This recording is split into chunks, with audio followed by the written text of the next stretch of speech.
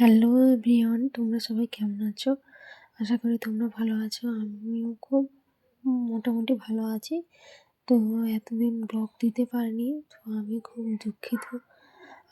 জানো তো, আমার বাড়ির শ্বশুরমশাই মারা গিয়েছিল, তাই আমি ব্লগ দিতে পারিনি। আর জানো তো, সবার মন মেজাজই খারাপ হয়ে আছে।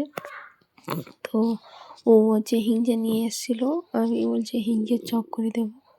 তো সবাই তো সব রকমের বানায়, আমিও এক রকমের বানাবো হিঞ্চের চপ।